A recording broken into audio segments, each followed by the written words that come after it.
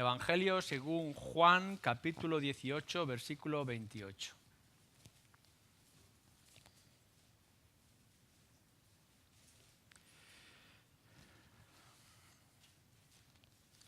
Llevaron a Jesús de casa de Caifás al pretorio. Era de mañana y ellos no entraron en el pretorio para no contaminarse y así poder comer la Pascua. Entonces salió Pilato a ellos y les dijo: ¿qué acusación traéis contra este hombre? Respondieron y le dijeron: si este no fuera malhechor, no te lo habríamos entregado. Entonces les dijo Pilato: tomadle vosotros y juzgadle según vuestra ley. Y los judíos le dijeron: a nosotros no nos está permitido dar muerte a nadie, para que se cumpliese la palabra que Jesús había dicho, dando a entender de qué muerte iba a morir. Entonces Pilato volvió a entrar en el pretorio y llamó a Jesús y le dijo: ¿eres tú el rey de los judíos? Jesús le respondió: ¿dices tú esto por ti mismo o te lo han dicho otros de mí? Pilato le respondió: ¿soy yo acaso judío? Tu nación y los principales sacerdotes te han entregado a mí. ¿Qué has hecho? Respondió Jesús: mi reino no es de este mundo. Si mi reino fuera de este mundo, mis servidores pelearían para que yo no fuera entregado a los judíos. Pero mi reino no es de aquí. Le dijo entonces Pilato: ¿luego eres tú rey? Respondió Jesús: tú dices que yo soy rey. Yo para esto he nacido y para esto he venido al mundo, para dar testimonio a la verdad. Todo aquel que es de la verdad oye mi voz. Le dijo Pilato: ¿qué es la verdad? Y cuando hubo dicho esto, salió otra vez a los judíos y les dijo: yo no hallo en él ningún delito. Pero vosotros tenéis la costumbre de que os suelte a uno en la Pascua. ¿Queréis pues que os suelte al rey de los judíos? Entonces todos dieron voces de nuevo diciendo: no a este, sino a Barrabás. Y Barrabás era ladrón. Seguimos desde el domingo pasado viendo lo que es el juicio a Jesús. Y si bien el domingo anterior estábamos viendo lo que es el juicio desde el mundo o la cultura judía, que eran los que tenían la escritura y el conocimiento, ahora Juan en su narrativa nos va a pasar en el concepto que van a mostrar de Jesús en el mundo pagano. Y aquí las características que van a mostrar en este juicio ante Pilato, tenemos dos cosas importantes: Jesús como rey y Jesús como la verdad. Comencemos en el principio. Pilato es el gobernador militar del Imperio Romano que ha sido impuesto como dominio que es Roma sobre Judá a este hombre. Y por tanto podemos ver que estaba todo lo que es Israel subyugado a el Imperio Romano. Ahora los judíos traen a nuestro Señor Jesús delante de esta autoridad militar. Y podemos ver solamente en estas pocas líneas que tenemos delante de nosotros la mentalidad pagana, no judía, no creyente, a la hora de mirar hacia Jesús y lo que allí estaba ocurriendo. Si miráis, por ejemplo, un poquito más adelante, en el capítulo 19, tenemos algunas características acerca de Pilato. Dice así, siguiendo el juicio: entonces le dijo Pilato: ¿a mí no me hablas? ¿No sabes que tengo autoridad para crucificarte y que tengo autoridad para soltarte? Si algo nos dice la historia, y hay datos acerca de este hombre, de este gobernante, fuera de lo que es las Escrituras, nos muestra que su talante era el del orgullo. Era un hombre orgulloso y a la misma vez también era un hombre cruel. Si mirarais en el Evangelio según Lucas, en el capítulo 13, allí nos narra cómo en un arrebato de ira mató a muchos dentro de lo que era su imperio y su dominio. Y la historia secular, no bíblica, nos habla de cómo profanó e insultó a los judíos en más de una ocasión. Pero a la misma vez de su crueldad y su prepotencia o su orgullo, era un hombre tremendamente supersticioso. En el Evangelio de Mateo nos dice, por ejemplo, que su mujer vino porque había perdido el sueño y le dijo: apártate de este hombre porque me ha quitado el sueño. Y él fue afectado incluso por las palabras de esta esposa, de esta mujer. Lo podemos ver en otros detalles de que era un hombre supersticioso. Esto es lo que está ocurriendo en la misma vez de que podemos ver en aquel territorio pequeño, porque al final Israel es un territorio pequeño, pero dependiente de lo que eran las escrituras y el templo y la vida religiosa, la ley de Moisés, etc. Y por otra parte el dominio inmenso que había alrededor del imperio romano, de la cultura griega, etc., que era superstición y eran tradiciones de paganismo, de dioses, etc. Y en medio de todo esto tenemos ahora clavada o colocada la figura de nuestro Señor Jesús. Lo que hemos visto anteriormente es que los judíos ya han decidido que Jesús debe de morir.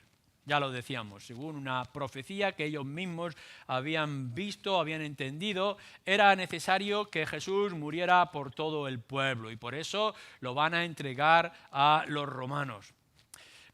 Los judíos no podían matar a nadie, podían condenar, es decir, podían hacer que alguien fuera culpable o acusarle de muerte, pero no podían ejecutarle, no podían quitarle la vida.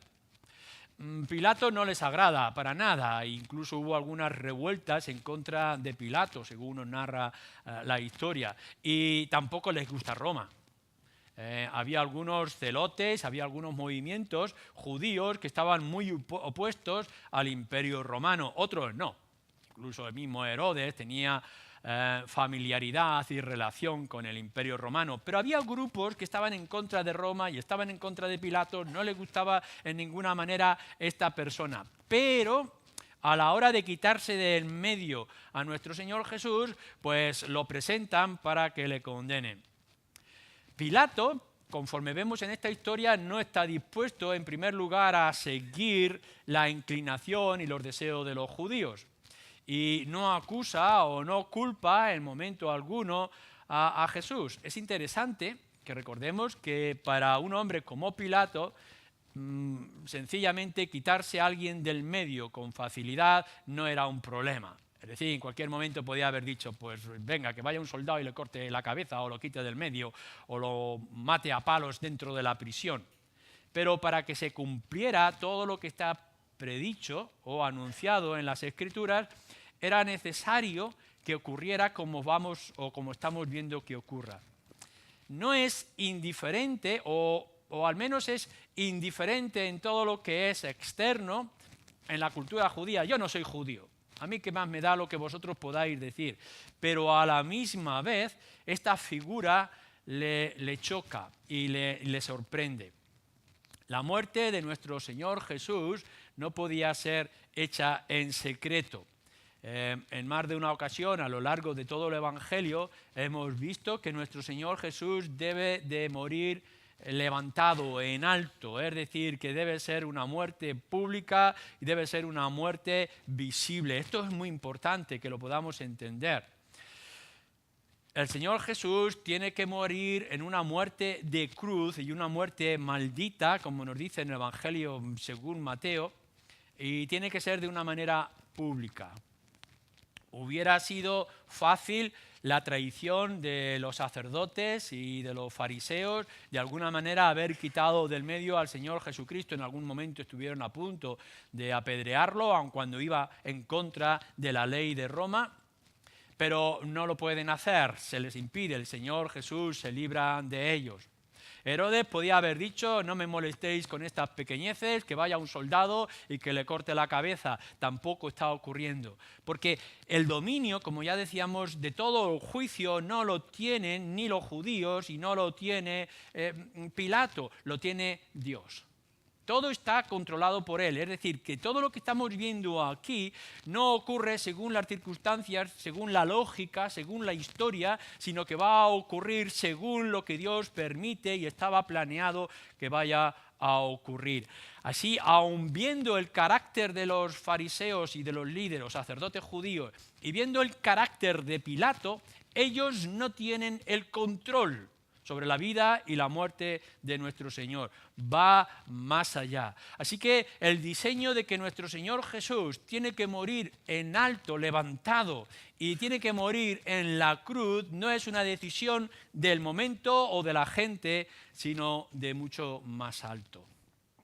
En todo ese momento que estamos viendo, la acusación principal que se está haciendo aquí es acerca de Jesús como rey.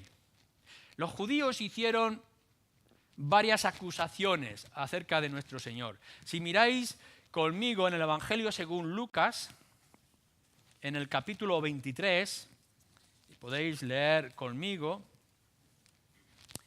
Lucas 23, en el versículo 2, estando delante de Pilato, dice, y comenzaron a acusarle diciendo, a este hemos hallado que pervierte a la nación y que prohíbe dar tributo a César, diciendo que él mismo es el Cristo, un rey. Es decir, el detalle que nos está dando Lucas es importante que nosotros ahora lo veamos según la perspectiva que nos está trayendo Juan.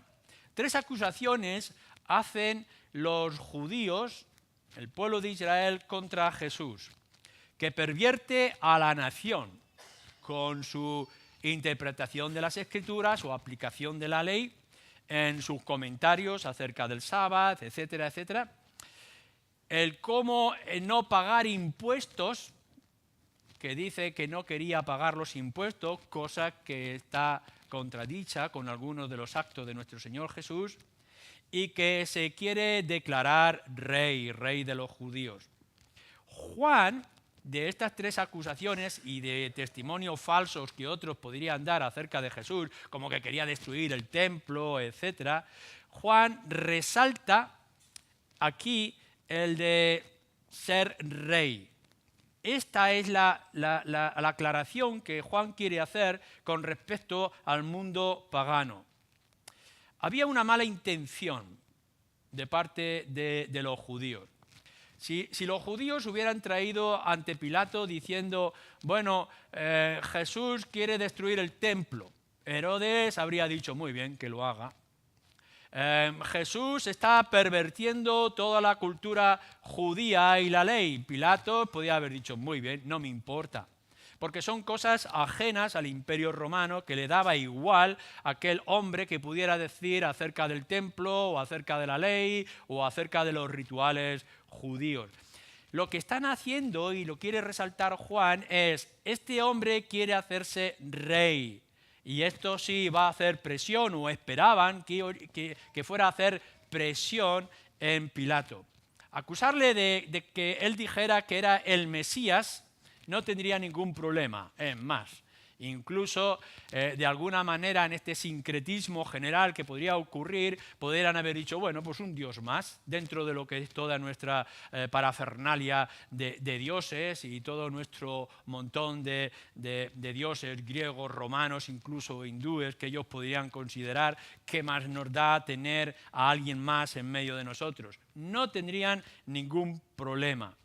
Pero el de presentarle como rey ante el mundo pagano y el mundo romano de Pilato sería otra cosa. De todas maneras, cuando nosotros miramos en la Escritura, esta es una acusación falsa como todas las demás, o al menos con una mala intención. Estaban torciendo o retorciendo lo que realmente se estaba diciendo acerca del Señor Jesús. Fijaros, si vais al capítulo 6, del Evangelio de Juan, dice que en cierto momento, cuando nuestro Señor Jesús ha hecho uno de sus milagros portentosos de alimentar a una multitud, en el versículo 15 nos dice: pero entendiendo Jesús que iban aquel grupo, un grupo de judíos, a venir a apoderarse de él y hacerle rey, volvió a retirarse al monte él solo. Es decir, nuestro Señor Jesús, de una manera clara, pública, externa, está diciendo, o había estado diciendo, que él no quería ser rey como consideraban algunos que fuera rey. Seguramente si él se hubiera levantado en contra de Roma, del imperio de Roma, y hubiera hecho alguna crítica severa contra Roma, muchos judíos estarían de acuerdo con él, o le seguirían incluso. Pero nuestro Señor Jesús no quiere ser rey, o no quiere ser rey en los términos que algunos de ellos estaban pensando. Pero a la misma vez no ha escondido la acción o la voluntad de ser él mismo el rey, pero de otra manera. Había malas intenciones de los judíos, la intención de quitarle la vida, de convencer a Pilato de que aquel hombre quería ser rey y por tanto estar opuesto, igual como de pagar o no pagar los tributos, y así quitarlo del medio. Y si bien nuestro Señor Jesús no es el rey físico que ellos esperaban, es verdad que Jesús era y es el rey. Si vosotros vais ahora al capítulo 1, justo cuando Juan comienza su evangelio y la historia de nuestro Señor, según otra vez su perspectiva, fijaros lo que nos dice en el capítulo 1, versículo 49, cuando se encuentra cara a cara con Natanael, uno de los discípulos. Y Natanael responde al ver y a escuchar lo que Jesús ha dicho: Rabí, versículo 49, tú eres el Hijo de Dios, tú eres el Rey de Israel. No era ningún secreto, es más, es una revelación y es una palabra profética, el que nuestro Señor Jesús, aquel que estaba delante de ellos, era el Rey de Israel.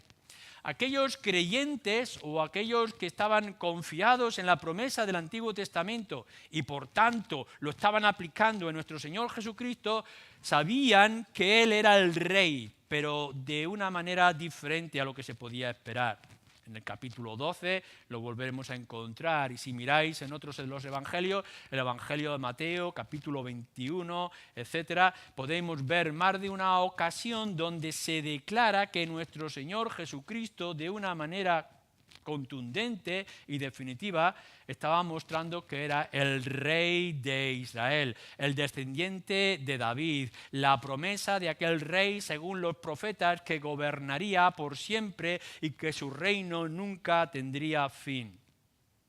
Ahora bien, dejando claro que nuestro Señor no es el rey físico poderoso que estaban pensando algunos o que podría temer Roma, pero que sí nuestro Señor Jesús es el Rey espiritual que anunciaban las Escrituras y que creían los discípulos aceptarle a Él, aun cuando tendrían muchas sombras del conocimiento. Lo que sí deja claro nuestro Señor en el versículo 36 de nuestro capítulo es que su reino no es de este mundo. Si leemos en el versículo 36, mi reino no es de este mundo. Si mi reino fuera de este mundo, mis servidores pelearían para que yo no fuera entregado a los judíos, pero mi reino no es de aquí. Por tanto, ahora tendemos a comprender lo que el mensaje de Cristo implica, entre otras cosas, a este mundo pagano también hoy en día. Tenemos que declarar que nuestro Señor Jesús es el Rey. Cuando estamos hablando de Rey es que Él tiene señorío y dominio, como hemos visto alguna vez ya en el pasado de extensión de su reino y que ahora seguiremos viendo. Nuestro Señor Jesús es el Rey, pero es un Rey espiritual y por tanto al ser espiritual no es de este mundo, pero obra en este mundo. no es alguna cosa ficticia o que esté en las sombras o que la mayoría de la gente no pueda llegar a comprender. Nuestro Señor Jesús viene al mundo y le dice: yo soy el Rey de Israel, yo soy el enviado del Padre, soy el ungido, soy el que tiene el dominio, pero no de este mundo. Obrando en medio de vosotros, pero no siendo de aquí. Es más, nuestro Señor Jesús tiene que declarar que si mi reino fuera de este mundo, fuera de aquí, de este mundo, ¿acaso no tendría yo un ejército para defenderme? Cuando los discípulos, un poco antes, estando aún en el monte de los olivos, en el jardín, en Getsemaní, y quieren salir a defenderse, nuestro Señor Jesús les responde: quietos, ¿acaso no podría yo llamar a legiones de ángeles que vinieran a defenderme? ¿No tiene Él acaso el poder y el dominio sobre todas las cosas? Por supuesto que sí. Pero si el reino que está estableciendo el Rey no es de este mundo, sino que es espiritual, nuestro Señor Jesús en manera alguna va a acudir a la fuerza o a la violencia. Es esperanzador cuando miramos en el pasado, en cierto momento la ciudad de Sion, Jerusalén, en la historia de Israel, fue rodeada por un inmenso ejército y estaban en una total desesperación, hasta que fueron abiertos los ojos del siervo del profeta para que pudiera ver que el ejército de Dios, la multitud de ángeles, superaba aquel millón de enemigos que estaba alrededor. Y es que si el Señor quiere, Él tiene poder para frenar y para cambiar todas las cosas. En un solo instante, con una sola palabra, el Rey, que era nuestro Señor Jesucristo, podría haber aniquilado no solamente a Pilato y todo su ejército alrededor o su guardia personal, sino que podría haber eliminado el imperio de Roma. Pero su reino no era de este mundo y por tanto Él ha decidido no acudir a su fuerza y a su poder y cómo tendría a sus servidores a su servicio. Por supuesto que nuestro Señor Jesús tiene servidores. Y si lo leemos en otra de las versiones de los Evangelios, cuando estaba con sus discípulos, estaba mostrando lo que era ser servidor y seguidor de nuestro Señor Jesucristo. Pero los seguidores de nuestro Señor Jesucristo, es decir, tú y yo, no estamos aquí por la fuerza, o no estamos aquí con la fuerza, y por tanto no vamos a conquistar el mundo por la fuerza. Nuestro trabajo es el mismo que el Señor Jesús, no clamar por el ejército de ángeles que vengan y arrasen a nuestros enemigos, sino la de otra forma, establecer el reino de nuestro Señor Jesucristo con otra fórmula, que es la predicación de la palabra, que es el anuncio de las buenas nuevas de salvación. Es decir, que el reino que nosotros tenemos con nuestro Rey a la cabeza, que es nuestro Señor Jesucristo, ante este mundo pagano que se opone a nuestro Señor Jesús, no es el de la fuerza y no es la del imponer, no es el del dominio físico, sino el de la proclamación y el del servicio, el de poder convencer. Estamos siguiendo las mismas directrices que tiene que seguir o está siguiendo nuestro Señor Jesucristo. No es con espada, no es con ejército, sino con tu Santo Espíritu. Esto es muy importante que lo entendamos. Estamos anunciando el Rey, recordar, Él no es de este mundo, ha venido de otro lugar a implantar su reino que no es de aquí, que es espiritual, y por tanto nosotros tenemos que seguir sus pasos, que es obrar de la misma manera, aun cuando esto implique un desgaste por nuestra parte. Versículo 37 lo dice muy claramente. Tú dices que yo soy el Rey, y yo para esto he nacido, y para esto he venido al mundo. Nuestro Señor Jesucristo no lo está negando. ¿Eres tú acaso? Confírmame, dice Pilato en ese juicio, en ese constante preguntar al Señor Jesús, confírmame que tú eres el Rey de los judíos. Tú mismo lo dices. Es cierto, soy el Rey de los judíos, para esto he venido. Mi función enviada por el Padre a este mundo es ser y manifestarme como el rey de los judíos o el rey del pueblo de Dios, el rey de Israel. Y no lo está escondiendo, no lo está disimulando y no está evitando en manera alguna librarse de aquella muerte que ya estaba prefijada. Nuestro Señor Jesús no ha perdido en ningún momento de vista su tarea principal, ser el rey. Pero fijaros que la manera que nuestro Señor Jesús lo está diciendo es importante. No dice en ningún momento en la Escritura que nuestro Señor Jesús viniera a ser rey, sino que viene porque Él es el rey. Esta diferencia es muy importante.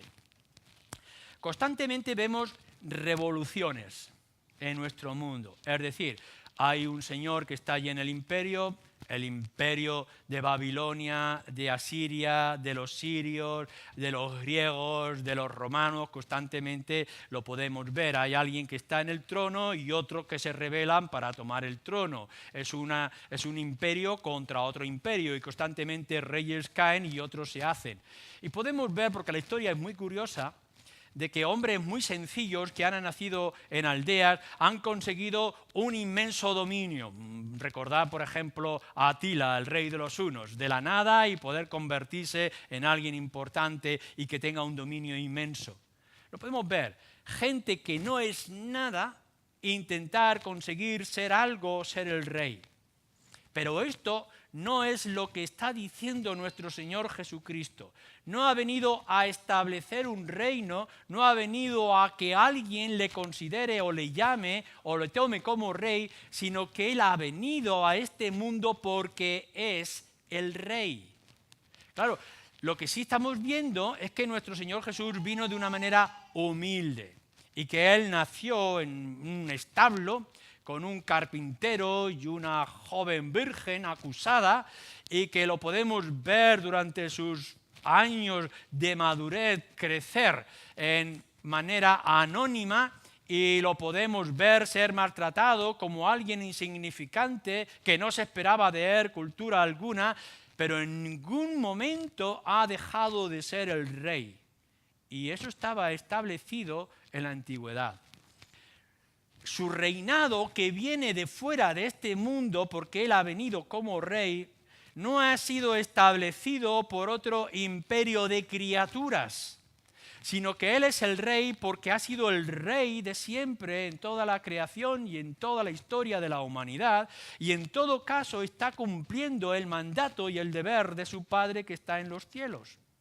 Lo único que Él está haciendo en este mundo, y se lo está diciendo a Pilato y se lo ha dicho a todos los líderes judíos que le están acusando, es que yo ahora me estoy declarando como lo que soy, el rey. Es decir, lo podríamos ver de esta imagen. Durante esos 30 años Él ha estado viviendo con el ropaje de servidor, de sirviente, humillado, de aquel que ha dejado toda su gloria y toda su majestad. En estos 3 años de ministerio, Él ha empezado a quitarse el ropaje del mendigo. Y poco a poco, ya lo decíamos anteriormente, empezamos a ver en el Señor Jesucristo retazos de algo más que lo estaba encubriendo. ¿Quién es este hombre que hace estas cosas? ¿Quién es este que habla con tal autoridad? Y nos sorprende que haya tenido dominio sobre la naturaleza, o que haya podido dar vista a los ciegos o levantar a los muertos. Hay mucho más. No es solamente un profeta. Nuestro Señor Jesús ha ido quitándose el ropaje. Y ahora, de manera clara, ya no como un anuncio que había de venir, el Evangelio de Juan, capítulo 1, versículo 49, que hemos dicho antes, sino que ahora Él mismo lo está diciendo. Tú mismo lo dices, yo soy el rey, para esto he venido, porque soy el rey.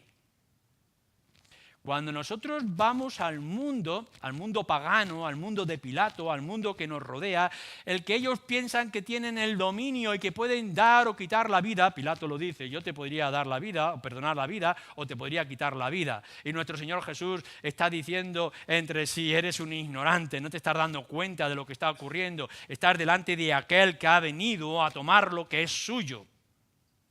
Nosotros tenemos que ir a este mundo pagano y decirle que ellos no tienen el control y que no necesitamos su permiso, su aceptación, que no necesitamos conquistarles con la fuerza para hacer a nuestro Señor Jesucristo Señor de todos. No, no está en sus manos ni no está en nuestras manos, no está en su rendición y no está en nuestra conquista, está en su persona, es Él.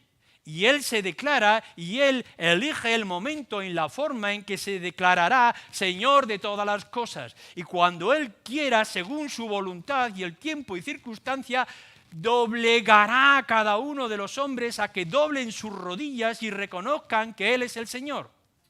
No depende de nosotros, no depende de ellos, sino de su voluntad. Él es el soberano. Nunca dejó de ser el soberano Señor. Y aun cuando a lo largo de toda esta historia nuestra del cristianismo hemos visto a nuestro Señor Jesús mostrar su poder y gloria, y qué mayor poder y gloria cuando alcancemos a Cristo crucificado en la cruz y resucitado y subiendo a los cielos. No, nos queda más. Porque nos dice el Evangelio y nos dice Pablo mismo, por ejemplo, que en el pasado nuestro Señor Jesús vino como sirviente para dar su vida por muchos. Pero un día lo veremos sentado en el trono como el Rey, el soberano y Señor. Y por tanto ya no habrá ninguna excusa y todos sabrán lo que se han perdido o lo que han ganado aceptando a Cristo. Sigamos nuestra conclusión que le está diciendo a Pilato. Si Él se revela ahora como el que es el Rey, y tal como lo podemos ver en el Antiguo Testamento, los Salmos nos lo dicen, los profetas, ya hemos dicho, Él se presenta como el Rey, Él va a conseguir el reinado y el dominio de todos estos por medio de la entrega y del sufrimiento. Fijaros bien en todo lo que es la escena y todo lo que estamos diciendo, a ver si lo podemos llegar a comprender bien. Nuestro Señor Jesús está delante de un insignificante gobernador, porque el imperio de Roma era inmenso, un insignificante gobernador llamado Pilato, que después no sabemos qué ocurrirá con su vida en la historia, simplemente desaparece, es quitado del medio con acusaciones. Y aquí tenemos ante él al Rey de Reyes y Señor de Señores, que se ha quitado todo el ropaje para que lo podamos ver, pero sigue siendo un hombre señalado para ser clavado en una cruz. Y podemos llegar y decir, pero ¿qué locura es esta? ¿Cómo va un reinado o formarse un reino con un hombre desnudado, humillado y clavado en la cruz? Es todo lo que nosotros podríamos haber rechazado como locura. No era imaginable. Tenemos una mentalidad de pensar que la grandeza y la gloria es por el poder y la fuerza. Y nuestro Señor Jesucristo lo que está diciendo es, en el momento en que tú me claves en la cruz y me muestres al mundo, me mostrarás como lo que soy, el Rey. ¿Por qué? Porque Él ha venido aquí a ganar y a conquistar no por la fuerza, sino por la manera de derramar su sangre por pecadores como tú y como yo. Él hace el reino. Nosotros no lo hacemos a Él Rey. Él es el Rey y por tanto Él hace el reino. ¿Y cómo? Vertiendo su sangre, para que todos aquellos entre vosotros que hayáis puesto vuestra confianza en Él, seáis parte de su conquista. Así que somos hombres de este mundo, de esta generación, estamos en las mismas circunstancias, problemas, contradicciones que podría estar teniendo el mismo Pilato, los soldados que podamos ver en sus comentarios de aquellos judíos perdidos en la incomprensión real de la manera espiritual de las Escrituras, y de pronto nuestro Señor Jesús está mostrando y diciendo: todos aquellos que pongáis vuestras miradas en mí seréis salvos y seréis parte de mi reino, mediante la entrega y el sufrimiento. Fijaros lo que nos dice el Evangelio de Mateo, capítulo 20.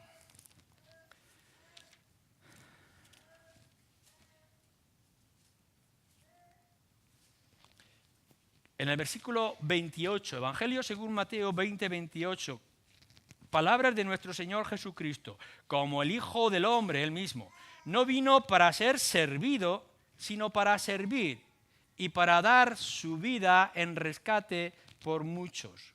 No ha venido para ser servido.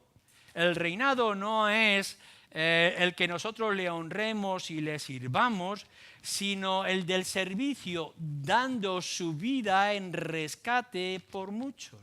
Su reino es a través de la muerte, es el rescate, es el de la redención, es el que conquista y el que gana las almas. Lo único que tú y yo podemos y debemos de hacer es rendirnos ante su presencia y su majestad. No nos queda otra alternativa. Pero en todo esto, volvemos otra vez nuestra atención en el versículo 37 que nos dice: entonces Pilato, que le volvió a preguntar, nos dice: ¿eres tú el rey?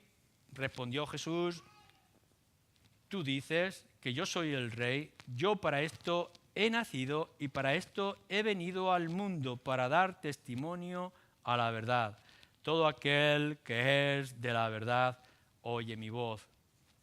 Le dijo Pilato: ¿qué es la verdad? Y cuando hubo dicho esto, pronunciar estas palabras, salió otra vez a los judíos.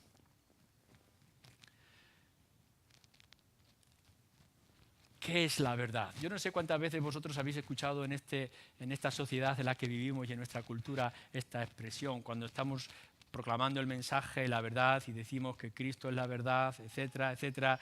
Y cuántos escépticos nos responden de la misma manera que hace Pilato. ¿Y qué es la verdad? Esto es lo que está mostrando en el mundo pagano.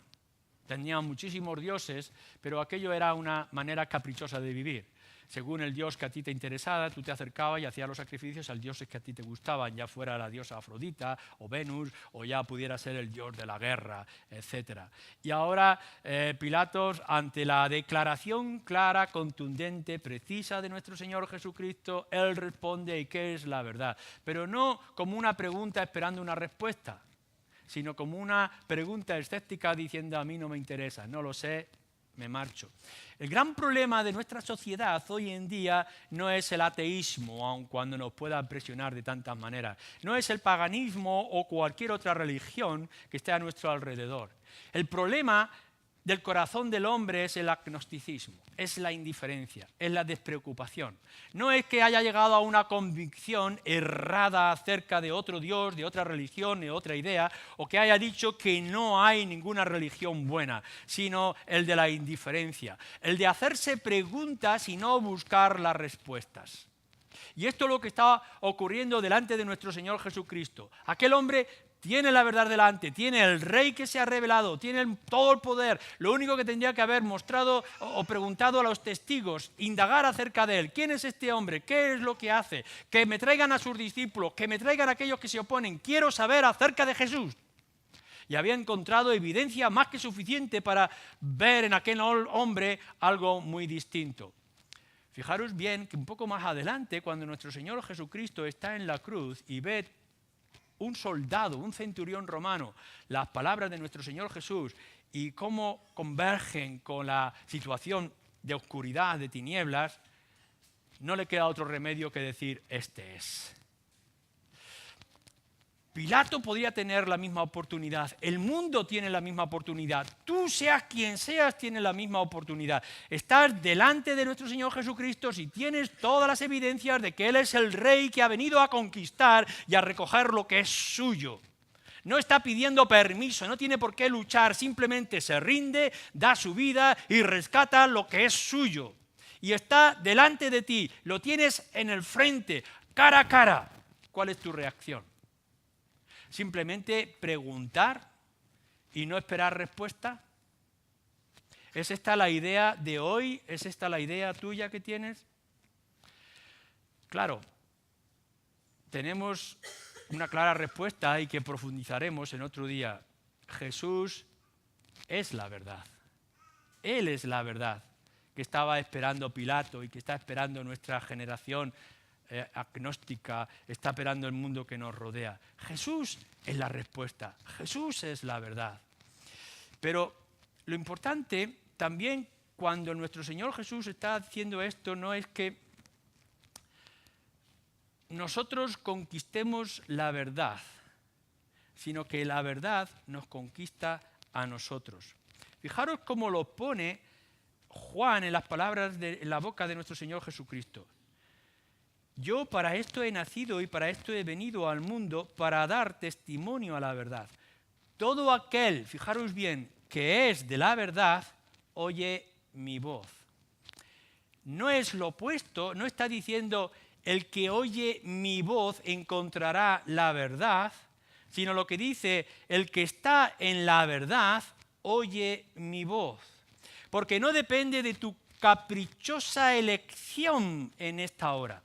No es que tú tomes la decisión voluntaria de aceptar la evidencia de nuestro Señor Jesucristo. Hay fuerzas espirituales fuera de tu dominio y de tu capacidad que son las que te van a obligar en cierto momento a perder toda tu resistencia y a aceptar lo que es en nuestro Señor Jesucristo. A lo largo de una vida larga posiblemente te vas a encontrar luchando con esta evidencia. Pero no te queda alternativa. Nuestro Señor Jesucristo ha decidido ir detrás de ti y Él tiene todas las de ganar. Él ha venido a que todos aquellos que están en la verdad, bajo la verdad o el dominio del Padre, oirán mi voz. Lo ha dicho de otras maneras anteriormente a lo largo de su misterio el Señor Jesucristo. Aquellos que vienen a mí son aquellos que han sido dados por el Padre. No es que has cambiado de dirección porque has visto que es mejor camino este que aquel. No es tu decisión. Oirán mi voz aquellos que mi Padre me ha dado. Y aquí me está diciendo, no te preocupes, Pilato, que no se preocupe el mundo. Aquí yo no estoy esperando a ver si alguien tiene misericordia de mí y me acepta como rey. Estoy esperando aquí en una esquina a ver si convenzo con mis argumentos políticos o sociales a alguien que pueda darse cuenta de que yo soy la mejor alternativa. No es esto lo que está diciendo. Yo he venido aquí a que aquellos que están ya bajo el dominio del Espíritu de la verdad oigan mi voz. La cuestión es esta. ¿Oyes la voz de Dios? La voz del Espíritu que toca tu corazón y te dice, hombre, mujer, mayor o joven, ¿hacia dónde vas? Deja ya de resistirte. No hay otro camino, no hay otra dirección. Yo soy el Rey, he venido a los míos y todo aquello que habría que hacer yo ya lo he hecho porque he venido a redimir, dar mi vida por los míos, de tal manera que nada ni nadie los pueda apartar de mi mano. No está en el dominio de Pilatos, sino está en la voluntad de un Dios misericordioso que te ha extendido la mano y te ha dicho, ven. Que así sea en vosotros. Amén.